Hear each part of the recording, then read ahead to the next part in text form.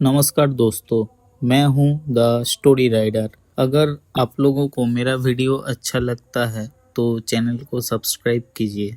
चलिए शुरू करते हैं आज की कहानी। पश्चिम बंगाल के बीरभूम जिले का एक दूर दराज का गांव लाल मिट्टी के उस निर्जन इलाके में एक पुराना एकांत बंगला सदियों से खड़ा था। शहर के शोर से दूर उपन्यासकार सुमित सुमन वहाँ एक हॉरर उपन्यास लिखने आया था। घर की देखभाल करने वाला सुमन एक शांत उदास आदमी था जिसकी पत्नी बरसों पहले अमेरिका चली गई थी। घर में सिर्फ दो लोग थे, एक लेखक जो अपनी कहानी तलाश रहा था और एक केयरटेकर जो एक दबी हुई कहानी को जी रहा था। सुमित ने देखा कि सुमन हर रात लैपटॉप खोलता था, पर वह लिखता कम और शराब पीता ज्यादा था।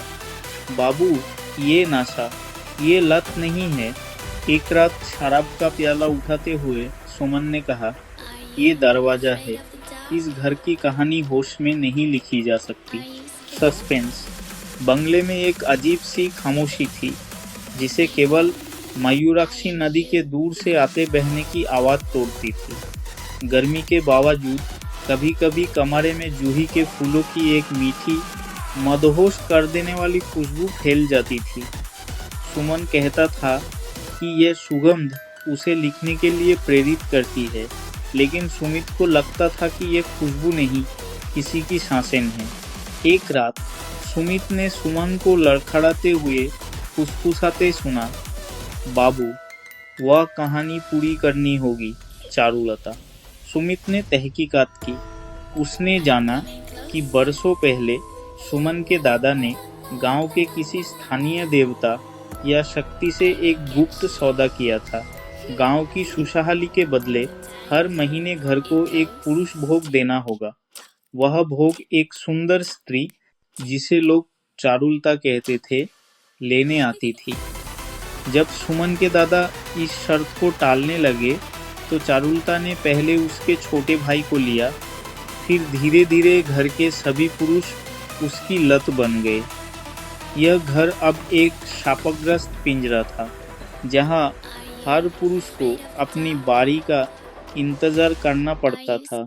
सुमन उस रात तेजी से लिख रहा था। उसकी आंखें लाल थीं, माथा पसीने से भीगा था। वह लिख रहा था कि कैसे चारुलता ने मुस्कुराते हुए उसे नदी की ओर बुलाया। आओ मेरे करीब आओ, उसने अपनी कहानी में लिखा। इस नश्वर शरीर को छोड़ दो, मयूराक्षी की गहराई में शांति है। भावना। अगले दिन सुमित को सुमन अपने बिस्तर पर नहीं मिला। लैपटॉप खुला था। स्क्रीन पर उपन्यास का अंतिम अध्याय लिखा था, जिसे सुमन ने उपसंहार नाम दिया था। सुमित ने पढ़ना शुरू किया। कहानी में सुमन खुद लिख रहा था कि वह कितना थक चुका है। उसकी पत्नी दूर है, उसका बाप गुजर गया और वह अकेला इस श्राप को ढो रहा है।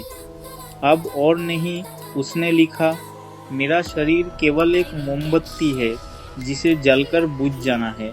मैं चारुलता का भोग हूँ और ये मेरी अंतिम कहानी है। कहानी का अंत विचलित करने वाला था।